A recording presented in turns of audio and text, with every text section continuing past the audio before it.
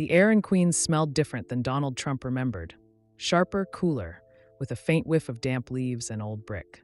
It was late October, the kind of day where the sun hung low and golden, casting long shadows over the cracked sidewalks. He stepped out of the black SUV, his polished shoes crunching against the gravel, and paused. The street was quieter than the buzzing chaos of Manhattan, a stillness that felt almost foreign to him now. His security detail lingered a few steps behind, their murmurs blending into the rustle of the autumn breeze, but Trump barely noticed. His eyes were locked on the house ahead, a modest two-story building with faded red brick and a chipped white porch. His childhood home. He hadn't been back here in years, decades maybe. Life had swept him up in a whirlwind of deals, campaigns, and headlines, leaving little room for nostalgia. But today was different. A local historian had reached out months ago, asking if he'd join a small project to document the neighborhood's past. Trump had agreed on a whim, figuring it'd be a quick photo op. Shake a few hands, smile for the cameras, and get out. Now, standing here, he wasn't so sure. Something tugged at him, a pull he couldn't quite name. "You good, sir?" A voice broke through his thoughts. It was Mike, his driver, a stocky guy with a thick Brooklyn accent who'd been with him for years. Mike leaned against the car, arms crossed, watching him with a mix of curiosity and concern. "Yeah, I'm fine," Trump muttered, waving a hand dismissively. "Just taking it in." He straightened his tie, a reflex even here, and started up the walkway. The wooden steps creaked under his weight, each groan stirring up flashes of memory. His dad barking orders from the kitchen, his mom humming hymns as she dusted the shelves. The front door was unlocked, just as the historian had promised, and he pushed it open with a slow, deliberate motion. Inside, the air was thick with dust and time. The living room stretched out before him, smaller than he remembered, the furniture long gone but the layout etched into his mind. A crooked picture frame still hung on the wall, an old black and white photo of the family, him as a kid with a mop of blonde hair, grinning next to his parents. He stepped closer, squinting at the faded image. His mom's smile was soft, her eyes warm. She'd always had a quiet strength about her, a steadiness that held the family together when his dad's temper flared. Trump shook his head, brushing off the sentiment. He wasn't here to get lost in the past. The historian, a wiry guy named Tom Ellis, was already inside, setting up a tripod in the corner.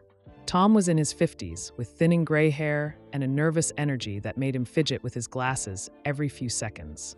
"Mr. Trump, thanks for coming," Tom said, hurrying over with an outstretched hand. "This place, it's a goldmine of history. Your family's story, it's part of Queens." "Yeah, well, it's just a house," Trump replied, his tone clipped. He glanced around, half expecting to see something worth the trip. "What's the plan here?" Tom adjusted his glasses again. "Just a short interview, some shots of the house. Maybe you could walk us through a few memories? People love that stuff." Trump nodded, his lips pressing into a thin line. "Fine. Let's make it quick." He moved toward the stairs, figuring he'd start upstairs and get this over with. The crew trailed behind, Tom with his camera, Mike hovering near the door, and a young assistant named Sarah juggling a clipboard and a coffee cup. The staircase was narrow, the banister wobbly under his grip. Each step felt heavier than the last, like the house itself was pulling him back. At the top, he turned left toward his old room. The door was ajar, and he nudged it open with his foot. Empty, just bare walls and a scratched-up floor. He could still picture his bed in the corner, the desk where he'd scribbled ideas for his first big plans. Real estate deals, skyscrapers, a name in lights. Back then, it had all seemed so clear. "Anything coming back to you?" Tom asked, poking his head in. The camera lens glinted in the dim light. Trump shrugged. "Sure. Used to dream big in here. Guess some of it stuck." He forced a smirk, but it didn't reach his eyes. He stepped back into the hall, ready to move on, when something caught his attention. A faint outline on the wall near the master bedroom. A small shelf, barely noticeable unless you knew where to look. His mom used to keep her books there, little treasures she'd read late at night. He walked over, brushing his fingers along the dusty wood. It was still there, tucked into the corner. A single book, its leather cover worn and cracked. He pulled it out, feeling the weight in his hands. A Bible. His mom's Bible. His breath hitched for a second, unexpected. She'd always been the religious one, dragging him to church on Sundays, reading verses at the dinner table. He'd tuned most of it out back then, too busy plotting his next move. "You okay, sir?" Sarah's voice piped up from behind him. She was a college kid, maybe 20, with wide eyes and a nervous smile. Yeah, he said, clearing his throat. He flipped the cover open, half expecting it to fall apart. Inside, the pages were yellowed, scribbled with notes in his mom's neat, looping handwriting. Prayers, dates, little thoughts she'd jotted down over the years. He turned a few pages, skimming the familiar text, until one caught his eye. It was underlined in blue ink, bold and deliberate. "Come to me, all you who are weary and burdened, and I will give you rest." Matthew 11, verse 28. Next to it, in smaller letters, she'd written, "For Donald when he needs it most." He froze. His name. Her words. Like she'd known he'd find this someday. The room seemed to shrink around him, the air growing heavy. He could hear her voice now, soft and steady, reading those verses by his bedside when he was a kid. He'd always brushed it off. Rest was for the weak, he'd thought. You don't win by slowing down. But standing here, with the weight of the last few decades pressing on him, those words hit different. "Mr. Trump," Tom's voice cut through, tentative. "You want to say something about that for the camera?" Trump didn't look up. He traced the ink with his thumb, feeling the faint ridges her pen had left behind. "Not yet," he said quietly. "Give me a minute." The crew backed off, sensing something shifting. Trump sank onto the edge of the old bed frame, the Bible still open in his lap.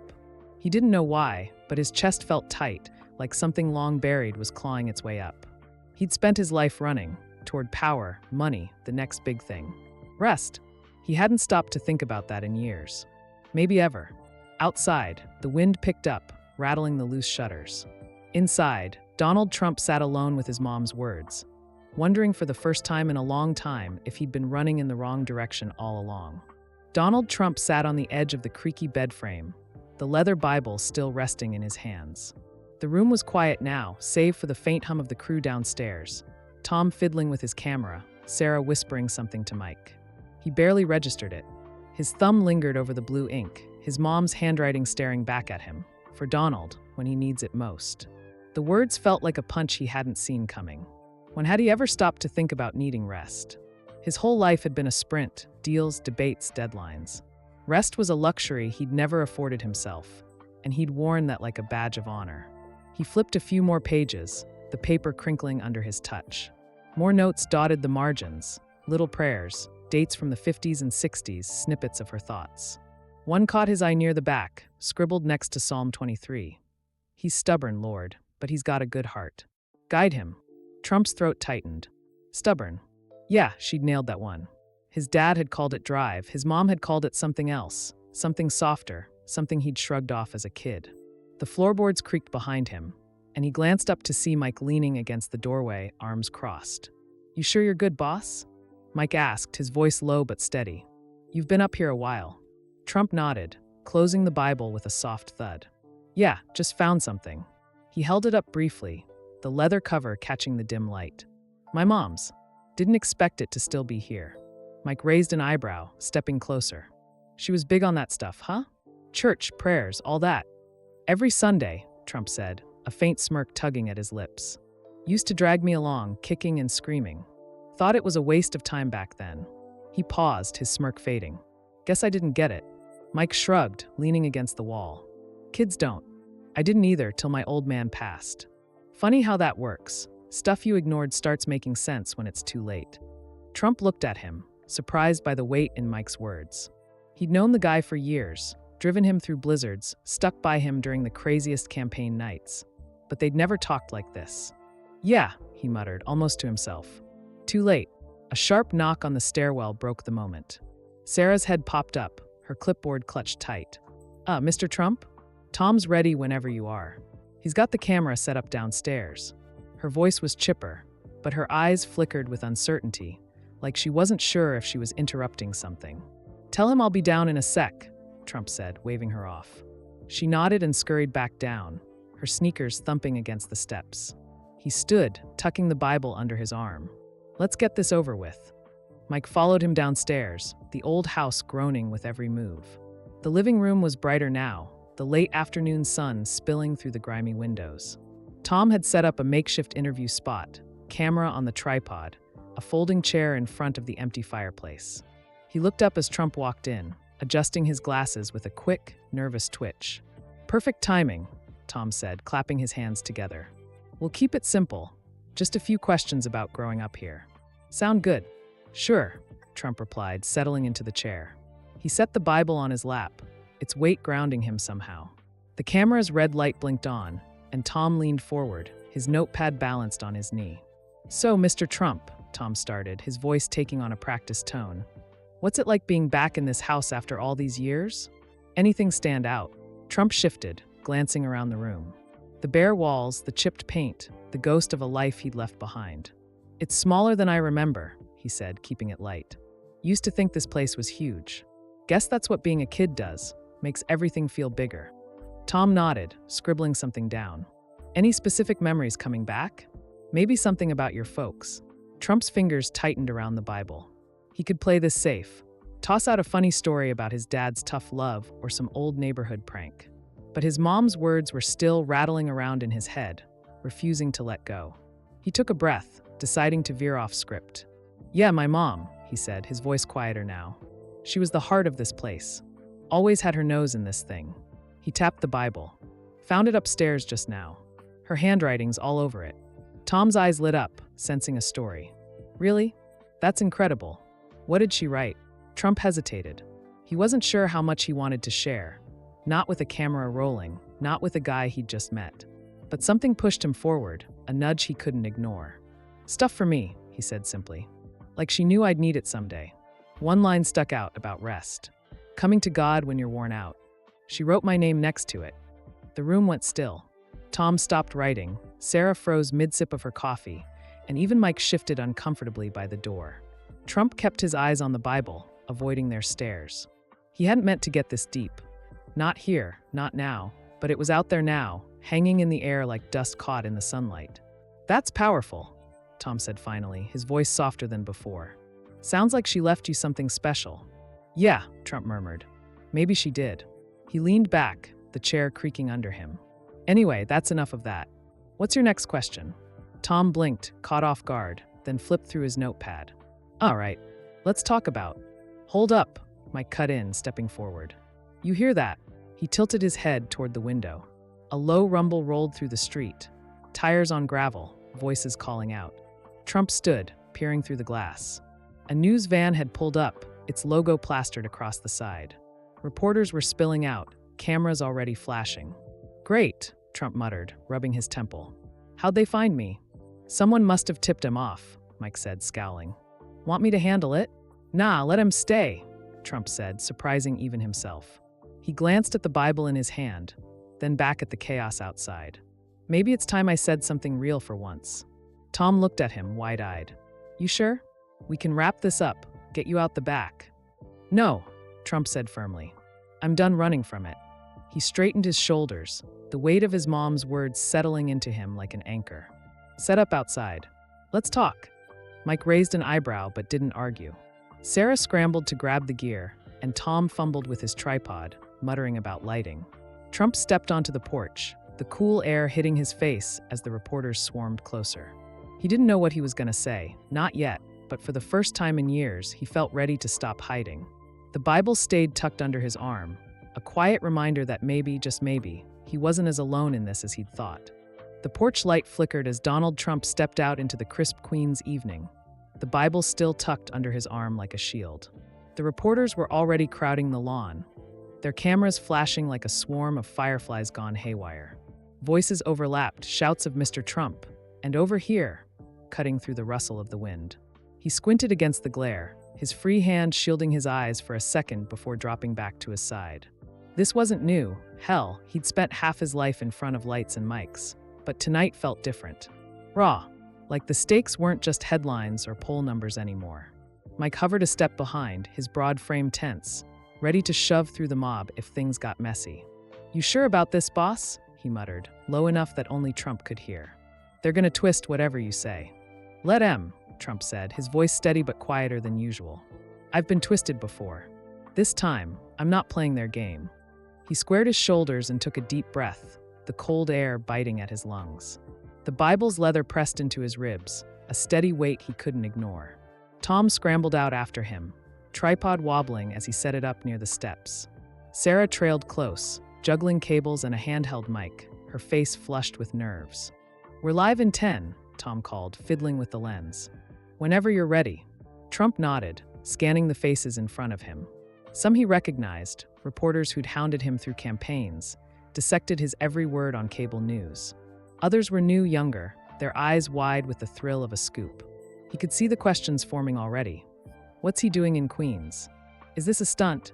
Another comeback? He'd spent decades feeding them sound bites, winning them over or pissing them off. Whatever it took to stay on top. But tonight, he wasn't sure what he wanted them to walk away with. Just that it had to be real. "All right, settle down," he said, raising a hand. His voice cut through the chatter, years of commanding rooms kicking in. The noise dropped to a low hum, cameras rolling, pens poised over notepads. "You want to know why I'm here? Fine. I'll tell you." He held up the Bible, letting the cameras zoom in on its worn cover. "Found this today. My mom's. Been sitting in that house since I was a kid. She wrote stuff in it, stuff for me. Guess she figured I'd need it eventually." He paused, letting that sink in. The wind tugged at his coat, and he shifted his weight, the porch boards groaning under him.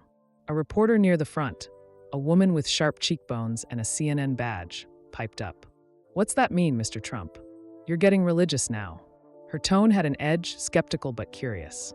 Trump smirked, just for a second, then let it fade. "Not about religion," he said, tapping the book. "About what's real. She wrote about rest, coming to God when you're beat down. I've been running my whole life, never stopped to think about that. Winning, building, fighting, thought that's what mattered. Maybe I was wrong." The crowd stirred, murmurs rippling through. Another voice shot out, a guy from Fox with a buzz cut and a too-tight tie. "So what, you're retiring?"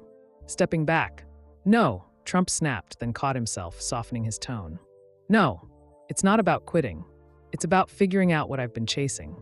You spend years stacking up wins, money, power, whatever, and then you find something like this, and it hits you. Maybe you missed the point." He looked down at the Bible, flipping it open to the marked page. "She wrote my name here, when he needs it most. Guess that's now." The CNN reporter jumped back in, her pen flying across her pad. "Sounds like a shift. Are you saying you regret your career? The presidency?" Trump's jaw tightened. Regret. That word always got under his skin, too final, too weak. "I don't do regret," he said, meeting her gaze. "I did what I did. Built an empire, won the White House. I'm proud of that. But pride's not enough anymore. There's got to be more than just stacking trophies." He held the book a little tighter. "My mom thought so." Starting to think she was right.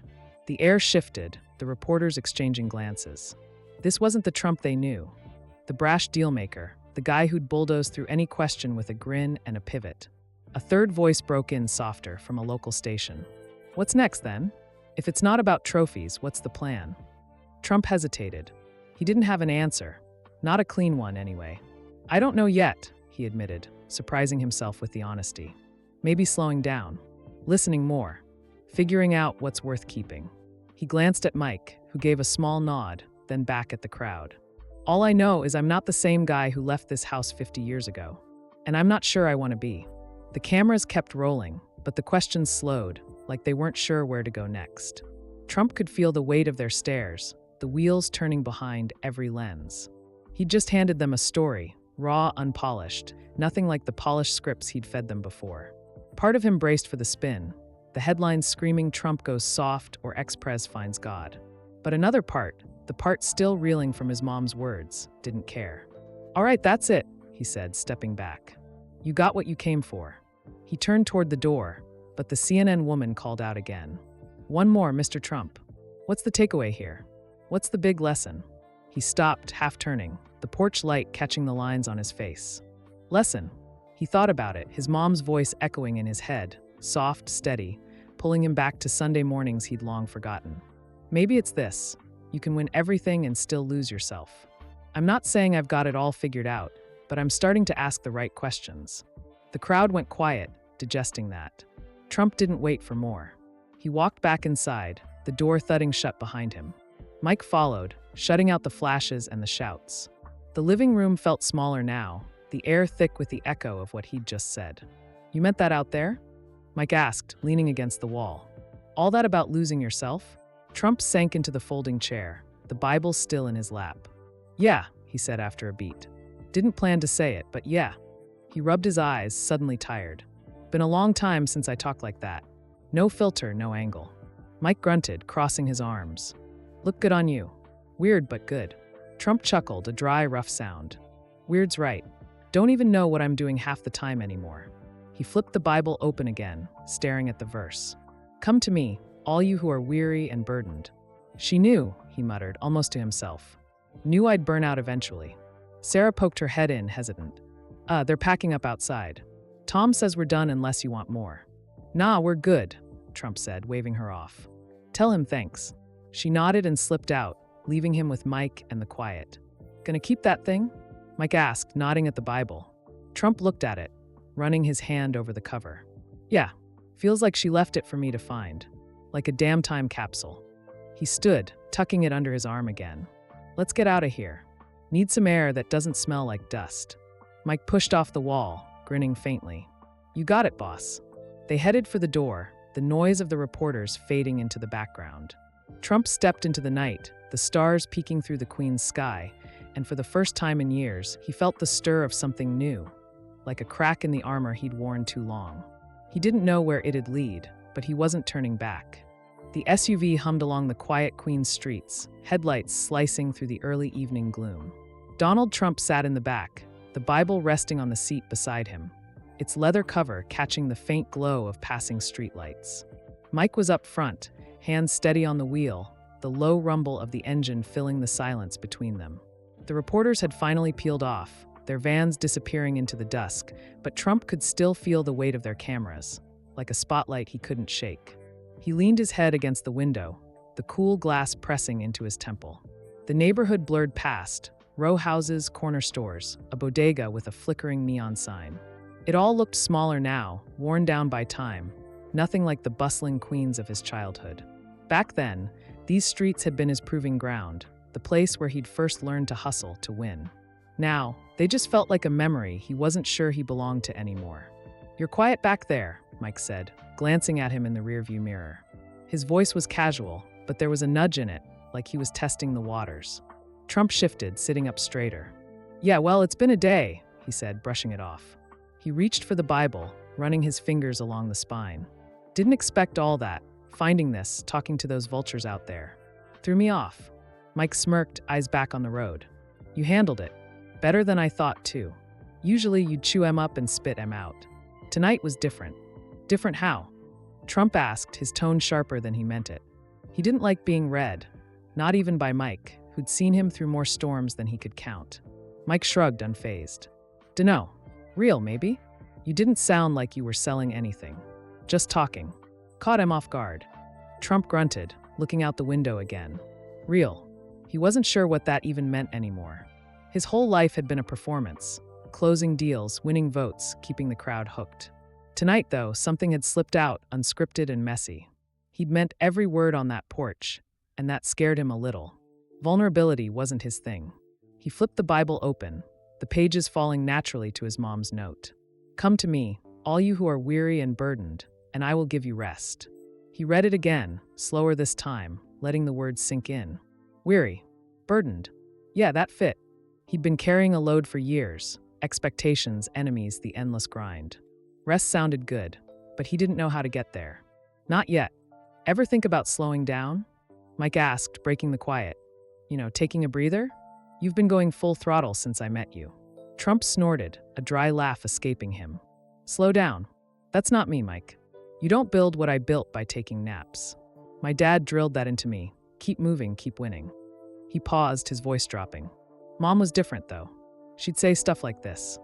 He tapped the page. Thought it was soft back then. Maybe I was wrong. Mike nodded, his eyes flicking to the mirror again. Moms usually are, the different ones, I mean. Mine was the same. Always telling me to chill, smell the roses. Didn't listen till I had to. What made you listen? Trump asked, genuinely curious. He didn't dig into Mike's life much, never had the time, but tonight he wanted to hear it. Mike hesitated, his grip tightening on the wheel. Heart attack. 3 years ago.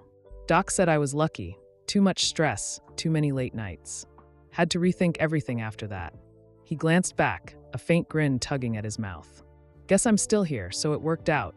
Trump raised an eyebrow. You never told me that. Didn't need to, Mike said simply. You were busy running the country. Besides, I'm fine now. Point is, sometimes life knocks you on your ass to make you pay attention. Trump leaned back, the words hitting harder than he expected. Knocked on his ass. He hadn't had a heart attack, sure, but finding that Bible felt like a jolt all the same. Like his mom was reaching through time, shaking him awake. He stared at the page again, the blue ink blurring slightly in the dim light. When he needs it most. Maybe Mike was onto something. Maybe this was his knock. The car slowed as they hit a red light, the intersection buzzing with a few late-night stragglers. Trump watched them, regular folks hauling grocery bags, laughing under the streetlights. Normal life. He'd been so far from that for so long, he barely remembered what it felt like. You think I need it? He asked, almost to himself. Rest, I mean. Mike didn't answer right away, letting the question hang. The light turned green, and he eased the car forward. I think you've been running on fumes longer than most, he said finally. Doesn't mean you're done, just means you might need a pit stop. Figure out what's fueling you. Trump didn't respond, his mind churning. Fuel. He'd always run on ambition, pure raw drive. It had gotten him everything, the towers, the presidency, the spotlight. But lately, that tank felt closer to empty than he'd ever admit. The Bible sat there, a quiet challenge, daring him to find something else to run on. They pulled onto the highway, the city skyline looming in the distance, sharp, glittering, a monument to everything he'd built. He'd always loved that view, the proof of his wins laid out in steel and glass. Tonight, though, it looked colder, more distant, like it belonged to someone else. Drop me at the tower, he said suddenly, breaking the silence. Need to think this through. Mike glanced at him, surprised. Thought you were headed home. Melania's probably waiting. She'll understand, Trump said, though he wasn't sure she would. Just need a night to myself. Clear my head. All right, Mike said, switching lanes. Tower it is. The car picked up speed, the hum of the tires blending with Trump's thoughts. He flipped the Bible closed, setting it beside him again. Clear his head, easier said than done. That verse kept circling back, tugging at something he couldn't name. By the time they rolled up to Trump Tower, the streets were quieter, the city winding down. Mike pulled to the curb, killing the engine. You sure you're good, boss? He asked, turning in his seat. I can stick around if you need me. Nah, I'm fine, Trump said, grabbing the Bible and stepping out. Go home, get some sleep. I'll see you tomorrow. Mike nodded, though his eyes lingered a second longer. Take it easy, all right? Whatever's going on up there, he tapped his head. Give it some room. Trump gave a small salute, shutting the door. The SUV pulled away, taillights fading into the night. He stood there for a minute, the tower looming above him, its golden glow a stark contrast to the faded brick of Queens. The Bible felt heavy in his hand, heavier than it should have. He walked inside, the lobby empty except for the night guard, who gave a quick, "Evening, sir," before going back to his phone. Trump rode the elevator alone, the familiar ding of each floor ticking by like a countdown.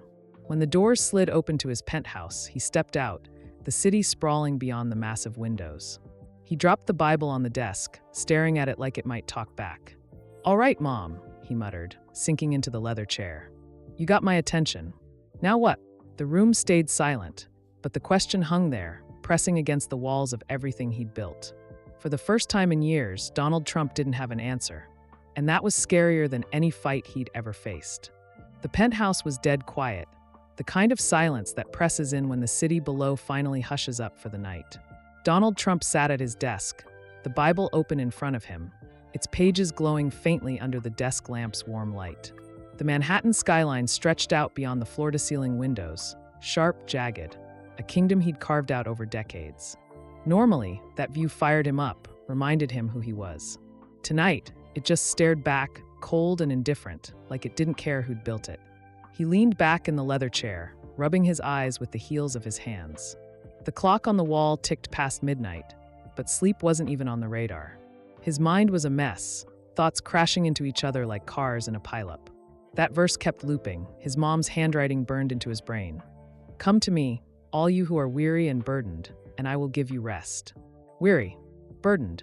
He hated those words, made him sound weak, broken. But sitting here, alone in the penthouse, he couldn't dodge them anymore. He picked up the Bible again, flipping through it aimlessly. More of her notes popped up, little scraps of her soul scattered across the pages. One caught his eye, scribbled next to Proverbs 16, verse 18. Pride goes before destruction, a haughty spirit before a fall. Underneath, she'd written, Donald, stay humble. The top's a lonely place.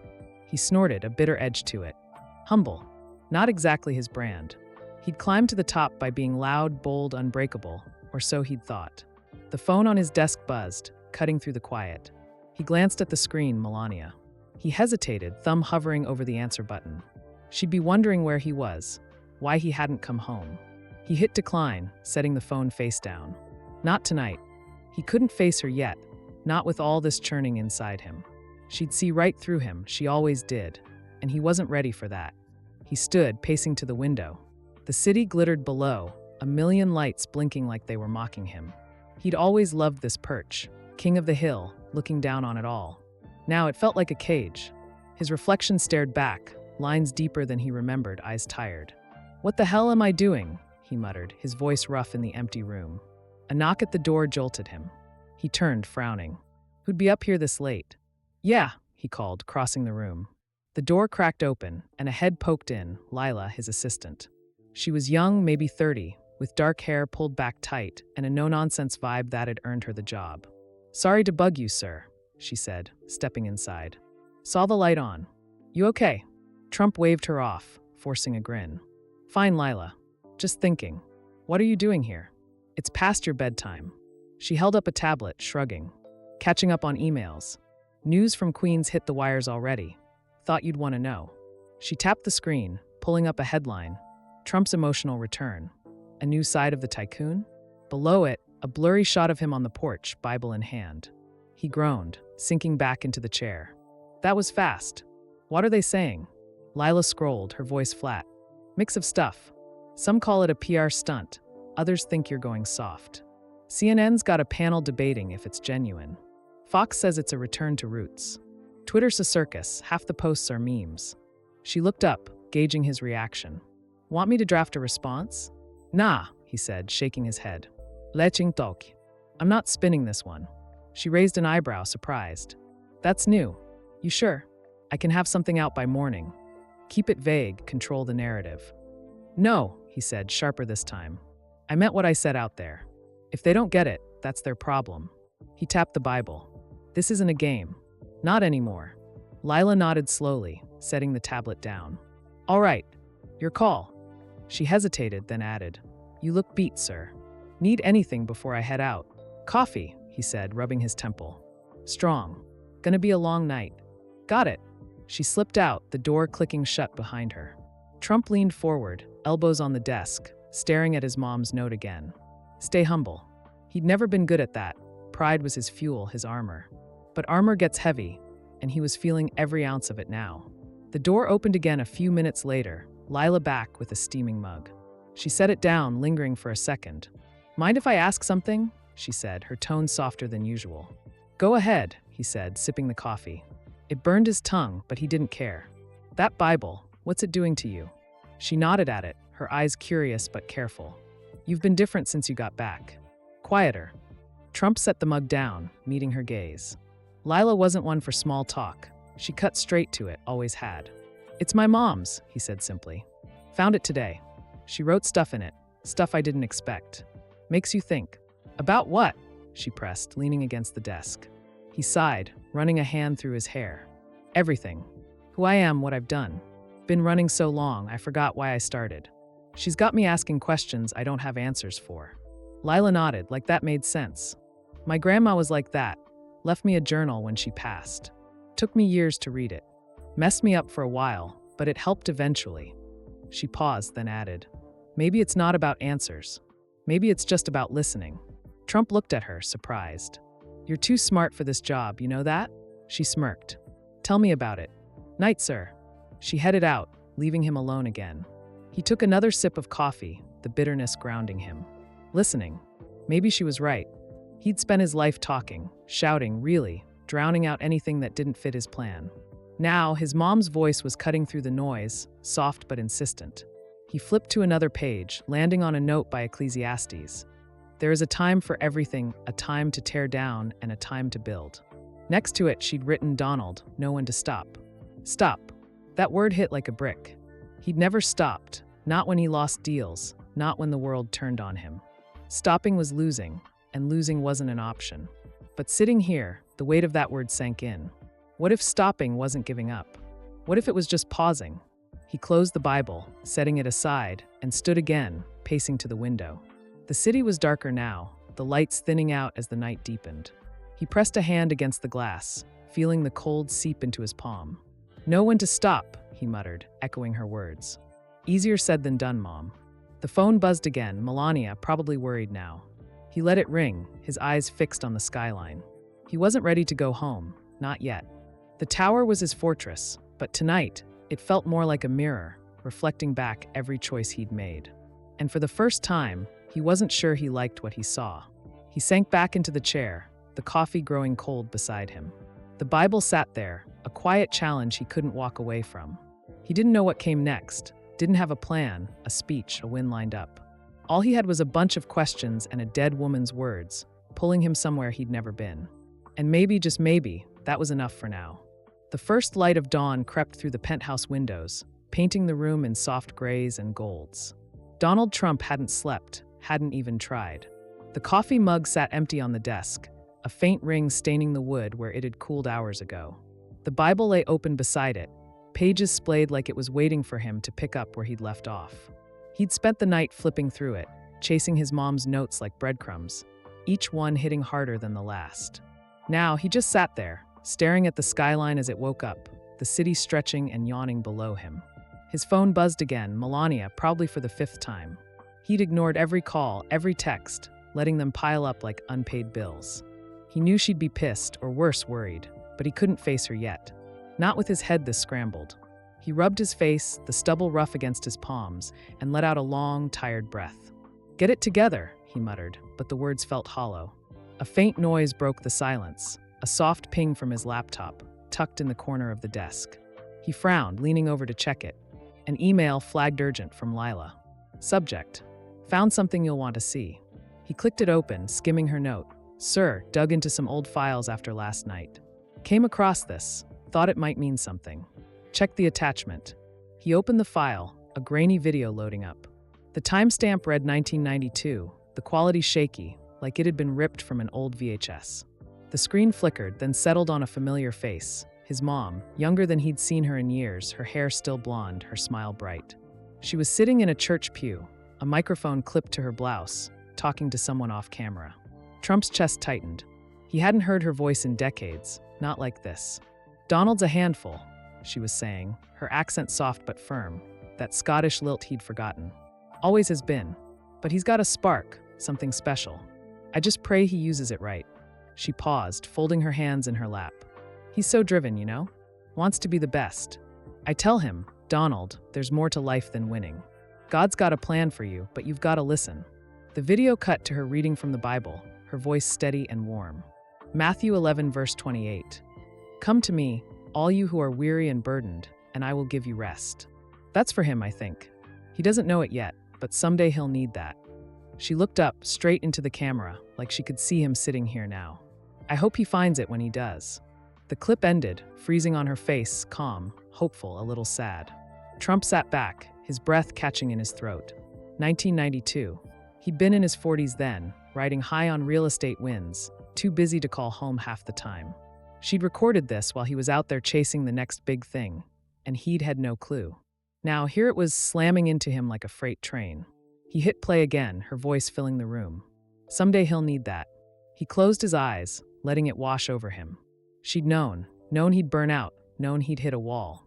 And she'd left him this, tucked away in some church archive, waiting for him to stumble across it. He opened his eyes, staring at the frozen frame. "You always were one step ahead, Mom," he whispered, a faint smile tugging at his lips. The phone buzzed again, insistent. He grabbed it this time, seeing Melania's name flash across the screen. He couldn't dodge her forever. He swiped to answer, holding it to his ear. "Hey," he said, his voice rough from the long night. "Donald, where are you?" Her tone was sharp, but the worry underneath cut deeper. "I've been calling all night. Are you okay?" "Yeah, I'm fine," he said, leaning back. "At the tower. Just needed some time." "Time for what?" she pressed. "You don't sound fine. What's going on?" He glanced at the laptop, his mom's face still glowing on the screen. Found something, he said, keeping it vague. Stuff from Mom. Been messing with my head. Melania went quiet for a second, then softened. You're at the tower because of that? Why didn't you come home? We could have talked. Didn't want to drag you into it, he admitted. Not till I figured it out myself. Still working on that part. Donald, she said, her voice steady now. You don't have to figure it out alone. Whatever it is, I'm here. Come home. He rubbed his eyes again, the exhaustion creeping in. Yeah, maybe you're right. Give me an hour. I'll be there.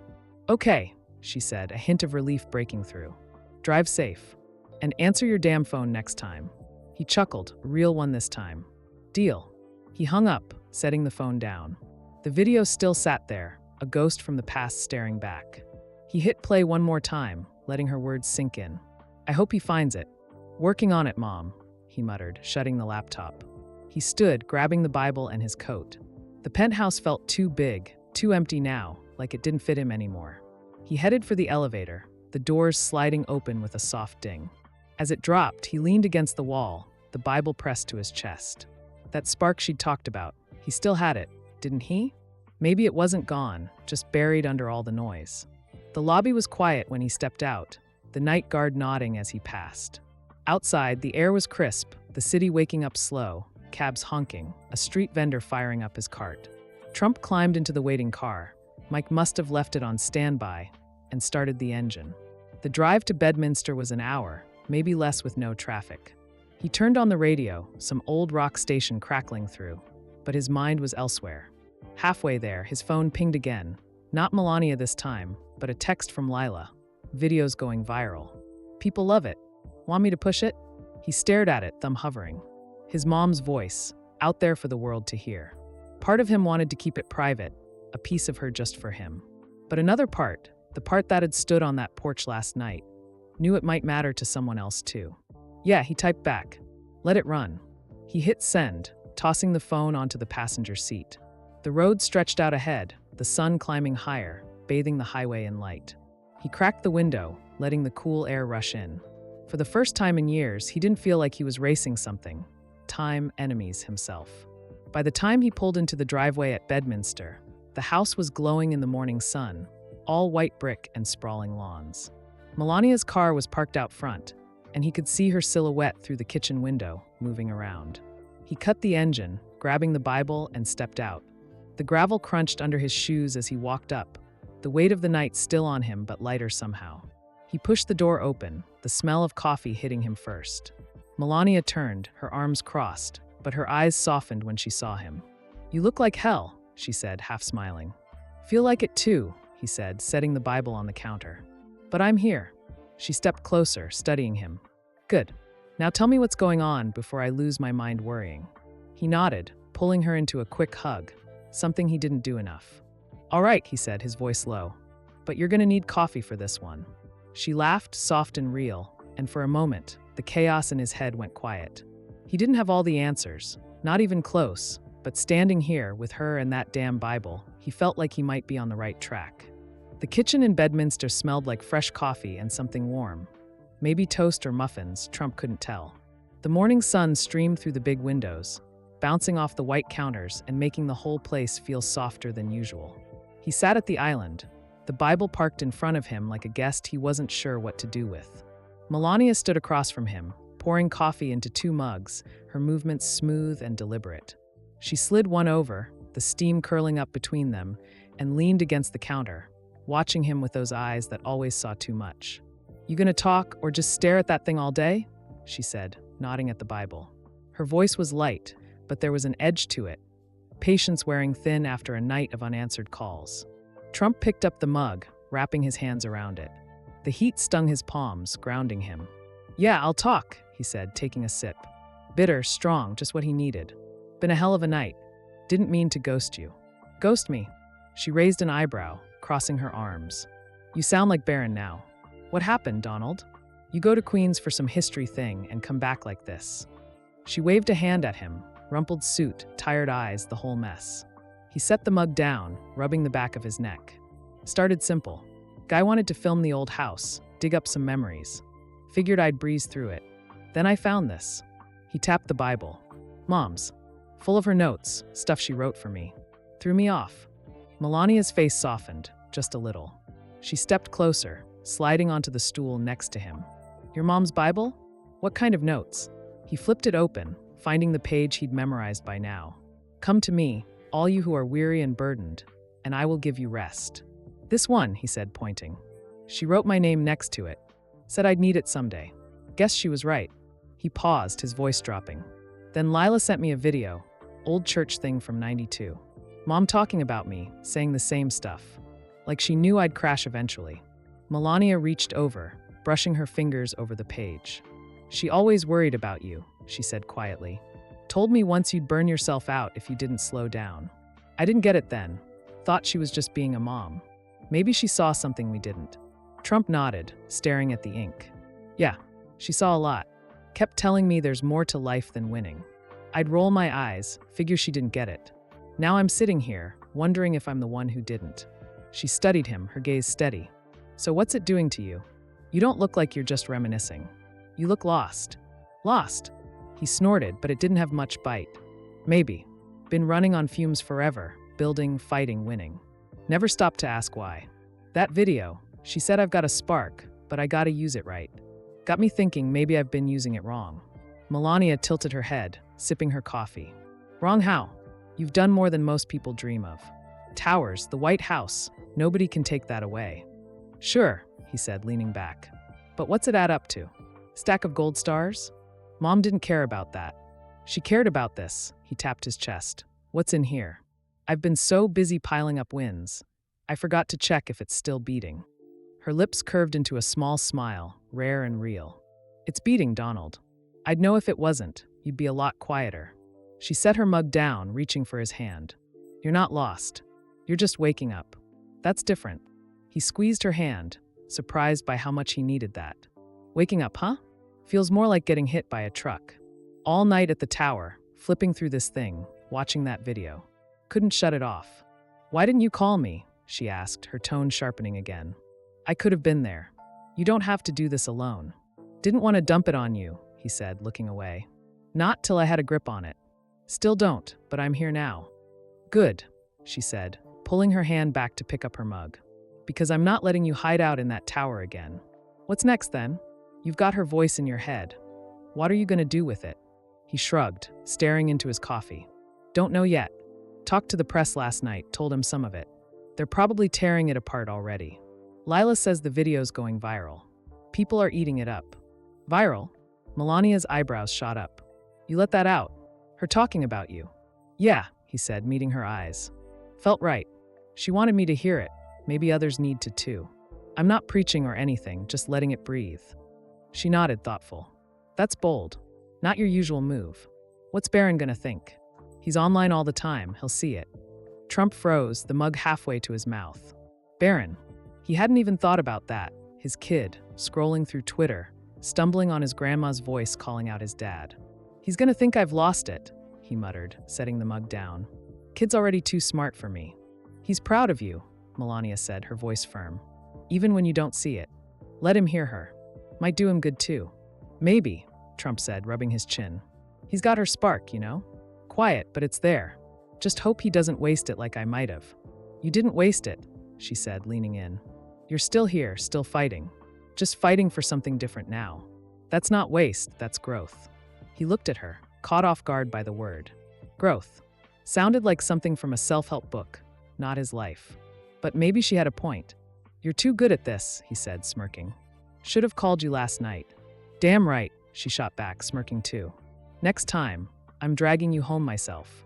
They sat there for a minute, the quiet settling in, warm and easy. The coffee was cooling, but he didn't care. He felt steadier than he had in hours. Then a thud came from upstairs, followed by heavy footsteps. Barron shuffled into the kitchen, all 6 foot whatever of him, hair messy from sleep, phone in hand. Morning, he mumbled, heading for the fridge. He stopped, glancing at Trump. You're here? Thought you were in the city. Was, Trump said, watching him pull out a jug of orange juice. Came back. You sleep okay? Yeah, Barron said, pouring a glass. Saw some stuff online, though. Grandma's video? People are freaking out. Trump exchanged a look with Melania. You watched it? He asked, keeping his tone casual. Barron nodded, leaning against the counter. Yeah, she sounded cool.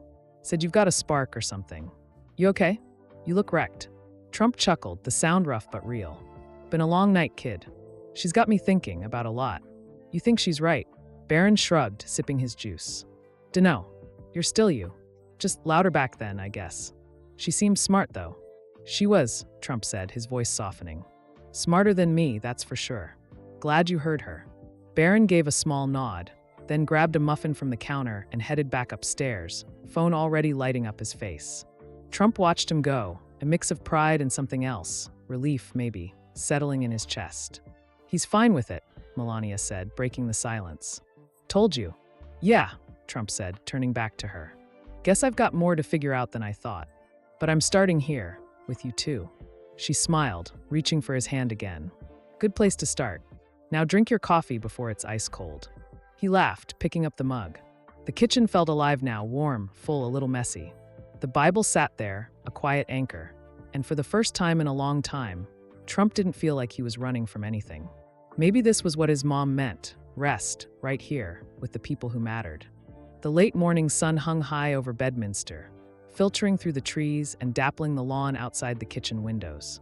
Donald Trump sat at the island, the Bible pushed to the side now, a plate of half-eaten toast in its place. Melania had disappeared upstairs to shower, leaving him alone with the hum of the fridge and the faint buzz of his phone. He'd turned it face down after Barron left, not ready to dive back into whatever chaos was brewing online. But the quiet didn't last. His mind was too loud, replaying his mom's voice, Melania's words, Barron's shrug. It all felt like pieces of a puzzle he didn't know how to put together yet. The front door creaked open, followed by the shuffle of boots on the hardwood. Trump glanced up as Mike walked in, his jacket slung over one shoulder, a takeout coffee in hand. Morning, boss, he said, kicking the door shut behind him. Figured I'd check in. You look like you survived the night. Barely, Trump said, nodding at the stool across from him. Sit. You're early. Thought I told you to take the day. Mike shrugged, dropping onto the seat. Yeah, well, couldn't sleep after dropping you off. Saw the news, your mom's videos everywhere. Thought you might need a heads up. He set the coffee down, pulling out his phone. It's blowing up. Big time. Trump groaned, rubbing his temple. Great. What are they saying now? I'm a saint or a nutcase? Bit of both, Mike said, scrolling. CNN's calling it Trump's redemption arc. Fox says it's proof you're a family man. Twitter's a mess. Half the people think it's sweet, half think you're faking it. Memes are wild, though. Someone photoshopped you with a halo. He smirked, holding up the screen. Trump leaned over, squinting at the image. Him on the Queen's porch, a glowing ring over his head. Funny, he muttered, but a grin tugged at his mouth. Guess I've been called worse. Mike chuckled, pocketing the phone. Point is, it's sticking. People are talking, really talking. Not just the usual noise. You hit something with that video. Yeah, Trump said, leaning back. Didn't plan to. Just told Lila to let it run. Felt like mom deserved to be heard. She's being heard, all right, Mike said, sipping his coffee. My sister texted me about it. Lives out in Jersey. Doesn't even follow politics. Said it made her cry, hearing your mom talk like that. Got her thinking about our folks. Trump raised an eyebrow, surprised. Your sister? What did she say? Just that it hit home, Mike said, shrugging.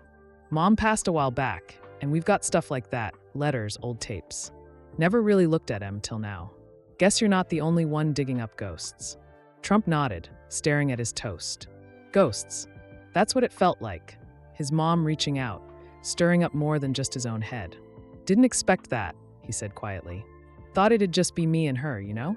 Now it's out there, messing with everybody. That's what happens when you let it loose, Mike said, leaning forward. You don't control it anymore. People take it, run with it. Good or bad, it's moving. Trump grunted, picking up a piece of toast and tearing it in half. Yeah, well, I'm not used to losing control. Been spinning plates my whole life. Keep 'em up, keep 'em going. This feels like I dropped 'em all. Maybe you needed to, Mike said, his tone steady. Can't spin forever. Sooner or later, something's gotta give. Easy for you to say. Trump shot back, but there wasn't much heat in it. He popped the toast in his mouth, chewing slow. Mike had a point. Too many plates, too long. The Bible sat there, a quiet reminder of what had slipped through the cracks.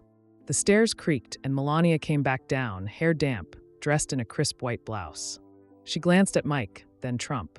You two plotting something? she asked, heading for the coffee pot. Nah, just catching up, Trump said, watching her pour a fresh cup. Mike says the video's a hit. People are losing their minds over it. She turned, leaning against the counter with her mug. I saw. Checked my phone upstairs, friends texting me about it. One said it's the most human thing you've ever done. She smirked. I told her she's not wrong. Trump rolled his eyes, but he couldn't hide the faint grin. Human, huh? Guess that's better, Bitsu. Mike laughed, a rough, easy sound. Yeah, well, I'll take that as a win, he said, leaning back. Beats being a robot. Melania sipped her coffee, her eyes on him. It's more than that, Donald. It's real. People see that, your mom, her voice. It's not just noise. Real's what I was going for, he said, brushing crumbs off his hands. Didn't expect it to ripple like this, though. Mike's sister's digging up old tapes now. Crazy. That's what happens when you open up, she said, setting her mug down. It's not just about you anymore. You've started something. Trump shifted, uncomfortable with that. Started what? I'm not trying to lead a damn movement. Just found a book, said some stuff. Doesn't matter what you're trying, Mike cut in. It's out there. People are latching on, moms, kids, regular folks. You're giving them something to chew on. Like what? Trump asked, frowning. Roots, Melania said simply. Family. Stuff they've forgotten too. You're not the only one who's been running. He leaned back, letting that sink in. Roots. He'd spent so long building up towers, brands, wins. He hadn't thought much about what was underneath. Now it was spilling out, and people were grabbing it like it was theirs too. The phone buzzed again, face down on the counter. He flipped it over, Lila this time. Calls coming in, radio, TV, even a church group. What do I tell him? Trump stared at it, his thumb hovering. Church group, he muttered. What the hell do they want? Probably you, Mike said, grinning. Bet they love that Bible bit. You're a preacher now, boss. Shut up, Trump said, but he laughed, a real, rough sound that felt good. He typed back, hold him off for now. Need a breather. He hit send, tossing the phone down. Melania watched him, her smile faint but warm. You can't hide from it, you know. It's growing. Yeah, well, I'm not running either, he said, meeting her eyes. Just gotta figure out where it's going. Mike finished his coffee, standing up. Wherever it goes, you've got people listening. That's more than most get. He grabbed his jacket. I'm out of here. Gotta pick up my kid. Catch you later. Tell your sister hi. Trump called as Mike headed out. The door thudded shut, leaving him and Melania in the quiet again. She stepped closer, resting a hand on his shoulder. You're doing good, Donald. Messy, but good. Messy's my style, he said, covering her hand with his. Guess we'll see where it lands. The sun climbed higher outside, the day stretching out ahead. His phone stayed silent for once, but he knew it wouldn't last. The ripple was out there, spreading, pulling people in. And for the first time, he didn't feel like he had to chase it. Just let it roll, see where it took him. The afternoon sun dipped low over Bedminster, casting long shadows across the sprawling estate. Donald Trump stood on the back patio, hands stuffed in his pockets, staring out at the rolling green lawns. The air was cool, carrying the faint scent of cut grass and fallen leaves, a far cry from the dust of Queens or the steel of Manhattan. Inside, Melania was on a call, her voice a soft murmur through the open door. The Bible sat on the patio table beside him, its pages fluttering in the breeze. He'd brought it out here without thinking, like it was part of him now. His phone had been quiet for a couple hours. Lila must have done her job holding off the flood of requests. But the calm felt temporary, like the eye of a storm. He could still hear Mike's words from earlier. It's growing. That ripple, the video, his mom's voice, the stuff he'd said on that porch, wasn't slowing down. He wasn't sure how to feel about it. Part of him liked it, the idea that people were listening for once, not just yelling. Another part wanted to slam the brakes, pull it all back before it got too big. The door slid open behind him, and Melania stepped out, her phone still in hand. She was dressed casual, jeans, a light sweater, looking more relaxed than he'd seen her in a while. You've got a visitor, she said, tucking a strand of hair behind her ear. Lila's on her way up the drive. Says it's important. Trump turned, frowning. Lila, what's she doing here? Told her to take a break. She didn't say, Melania replied, shrugging. Just that you'd want to hear it in person. Sounded urgent. He grunted, glancing at the Bible. Better not be more press. I'm tapped out on cameras for a while. Melania smirked, stepping closer. Maybe it's good news. You've had enough bad lately. She squeezed his arm, then headed back inside. I'll let her in. Don't scare her off. Yeah, he muttered, watching her go. He paced the patio, the stone cool under his shoes. Lila showing up unannounced wasn't her style. She was all emails and schedules, not pop-ins. Whatever it was, it had to be big. A few minutes later, Lila appeared at the door, her dark hair pulled back, a folder tucked under her arm. She looked frazzled, more than usual, her eyes darting around like she wasn't sure where to start. "Hey, sir," she said, stepping out. "Sorry to barge in. Hope I'm not interrupting." "You're fine," Trump said, waving her over. "What's up? You look like you've seen a ghost." She set the folder on the table, next to the Bible, and took a breath. "Not a ghost. An opportunity. Got a call this morning. Some pastor from a little church in Brooklyn. Name's Daniel Reese. He saw the video, heard what you said in Queens. Wants you to come speak." Trump blinked, caught off guard. "Speak? At a church? What the hell for?" Lila opened the folder, pulling out a handwritten letter. "He sent this, had it couriered over. Says your mom's words hit him hard. His congregation's small, mostly working folks, people who've been through the ringer. Thinks you'd connect with them." She handed him the letter, the paper creased and worn like it had been folded too many times. He took it, skimming the neat, slanted writing. "Mr. Trump, I'm Pastor Daniel Reese from Grace Community Church. Your mother's voice moved me, reminded me of my own mom, gone too soon. We're a humble group, but we know what it's like to be weary.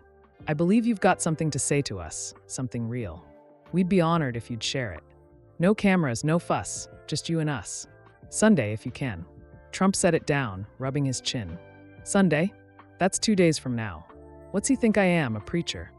Lila shrugged, a faint smile tugging at her lips. "Maybe not, but he's not wrong. You've got something going on. I told him I'd pass it along, no promises. Figured you'd say no, but..." She trailed off, glancing at the Bible. "But what?" he pressed, narrowing his eyes. "But I saw you last night," she said, meeting his gaze. "At the tower with that book. You're not just blowing smoke. Whatever's happening, it's real. Maybe this is part of it." He snorted, turning back to the lawn. "Real, huh? I'm no saint, Lila. Barely know what I'm doing myself. Now I'm supposed to talk to a room full of strangers." "You don't have to know," she said, stepping closer. "That's the point. They're not looking for a sermon, just someone who gets it. You said it in Queens. Winning's not everything. They've heard that part. Maybe they want to hear the rest." He stared out at the trees, the wind rustling through them. The rest. What was the rest? He'd been piecing it together, his mom's notes, Melania's nudge, Barron's quiet nod. But it still felt like a half-finished picture. "What if I've got nothing to say?" he muttered, almost to himself. "Then don't say anything," Lila said simply. "But I don't think that's true. You've been talking plenty, on that porch, to me, to Mike. It's in you." He turned, looking at her, sharp, steady Lila, who never sugarcoated a damn thing. "You're pushy today," he said, but there was a grin behind it. "What's in it for you? Hoping I'll give you a raise?" She laughed, shaking her head. "Nah, I'm good. Just think it'd be cool. Donald Trump in a Brooklyn church, no script, no spotlight. Plus, I kinda like seeing you figure this out." "Figure it out," he echoed, picking up the letter again. "Pastor Daniel Reese. Grace Community Church. No cameras, no fuss. Sounded small, simple. Nothing like the arenas he'd filled, the crowds he'd worked. Maybe that's why it stuck with him.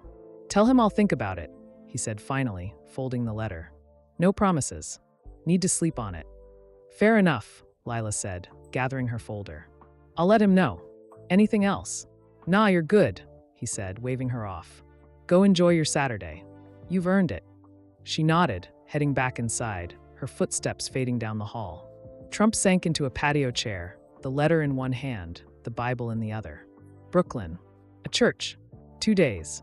His stomach twisted, not nerves exactly, but something close. Melania came back out, a glass of water in hand. "She gone?" she asked, settling into the chair next to him. "Yeah," he said, holding up the letter. "Pastor in Brooklyn wants me to talk at his church. Sunday. No big deal, just me and some regular folks." Her eyebrows shot up. "A church? You?" She leaned over, reading the letter over his shoulder. "Huh, that's different. Tell me about it," he said, tossing it onto the table. "Lila thinks it's a good idea. Says it fits whatever the hell I'm doing." Melania sipped her water, watching him. "Does it? Fit, I mean." He shrugged, leaning back. "Maybe. Mom's stuff keeps pushing me. Rest, humility, all that. These people sound like they get it. tired, beat down. I've been there, even if I don't show it. You don't, she said, smirking. But I see it. Always have. She set the glass down, her tone softening. You gonna do it? Don't know, he admitted, staring at the Bible. Feels weird, standing up there, no plan, no wind to chase. Just talking. That's why it might work, she said, reaching for his hand. No game, no show. Just you. They'll feel that. He squeezed her hand, her words settling in. Just him. No cameras, no spin. The idea scared him more than he'd admit. Stripped down, nothing to hide behind. But it pulled at him too, like his mom's voice whispering through that video. Come to me. Maybe this was part of it. Stepping out, seeing where it led. Sleep on it, he said, echoing his own words to Lila. If I'm still crazy tomorrow, I'll go. Melania smiled, leaning back. You're not crazy. You're just Donald.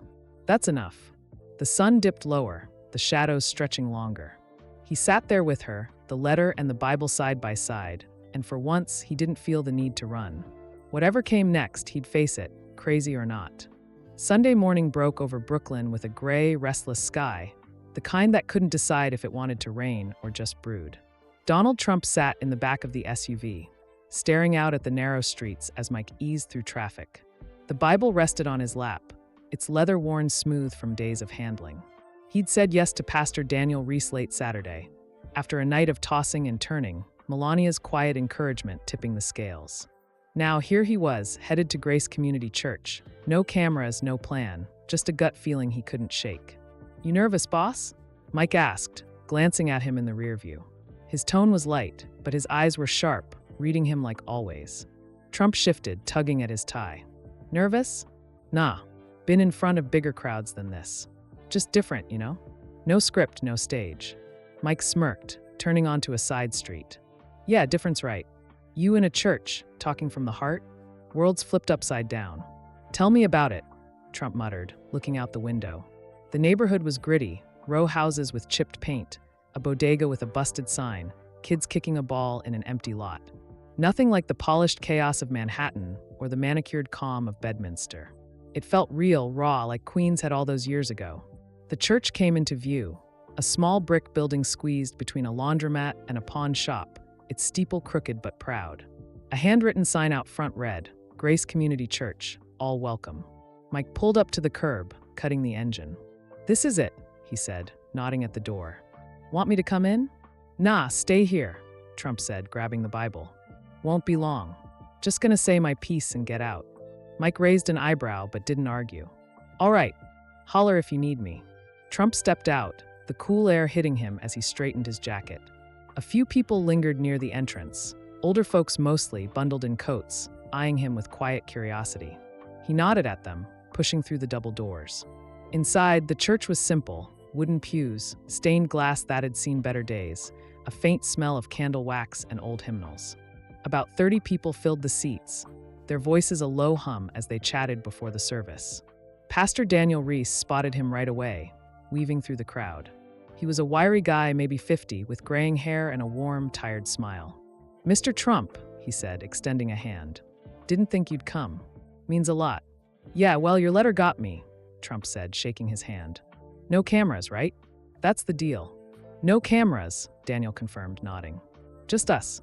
You'll talk after the opening prayer. Keep it short or long as you want. No pressure. Trump grunted, glancing around. The congregation was a mix, working types, some with kids squirming in their laps, others with faces lined from hard years. They didn't look like his usual crowd, no suits, no flash. All right, he said. Let's do it. Daniel led him to a pew near the front, and the service kicked off. Hymns, a prayer, the kind of stuff his mom used to drag him to. He sat there, Bible in hand, half listening as the words washed over him. When Daniel stepped to the pulpit and called him up, the room went quiet, all eyes on him. He stood, feeling the weight of their stares as he walked to the front. The pulpit was small, scratched up, nothing like the podiums he'd owned over the years. He set the Bible down, resting his hands on the wood, and took a breath. Morning, he said, his voice cutting through the hush. Guess you're wondering why I'm here. Me too, sometimes. A few chuckles rippled through, breaking the tension. He relaxed a little, glancing at the Bible. Pastor Daniel asked me to come because of something my mom said. Stuff you've probably seen by now. Found her Bible last week, full of notes for me. Been messing with my head ever since. He flipped it open, finding her handwriting. This one's been stuck with me. Come to me, all you who are weary and burdened, and I will give you rest. She wrote my name next to it, like she knew I'd need it. Took me a while to figure out why. Been running my whole life, chasing wins. Thought that's what made me, The guy who doesn't stop. The room stayed quiet, but he could feel them listening, really listening. I've built a lot, he went on, his voice steady but softer than usual. Towers, businesses, even ran the country for a bit. Proud of it. But lately, I'm wondering what it's worth if you're too tired to feel it. Mom saw that coming. Said I'd burn out if I didn't slow down. Took me 50 years to hear her. A woman in the front row nodded, her eyes glistening. Trump kept going, the words spilling out easier now. You folks look like you get that. Tired, beat down, still showing up. That's real strength. Me, I've been hiding mine behind big deals and bigger headlines. Didn't realize till now that maybe strength's just being here. Letting go a little. He paused, tapping the Bible. She left me this, her way of pulling me back. Watched a video of her too, talking about me like I was still a kid with a shot to get it right. Made me think, maybe I still can. Not about winning anymore, but about what's left when the noise stops. The room shifted, a few heads nodding, a guy in the back wiping his face. Trump felt it, something connecting, something he hadn't planned. Don't get me wrong, he said, a faint grin breaking through. I'm not turning into a preacher. Barely know what I'm doing up here. But I figure if my mom's words hit me, maybe they'll hit you too. We're all carrying something. Maybe it's time we set it down. He stepped back, closing the Bible. That's it. Thanks for having me. The room stayed silent for a beat, then erupted in applause, soft at first, then louder, warm and real. Daniel came up, clapping him on the shoulder. That was perfect, he said, his voice low. You reached him. Trump nodded, stepping down as the service moved on. He slipped out the back, the applause fading behind him. Mike was waiting by the car, leaning against the hood.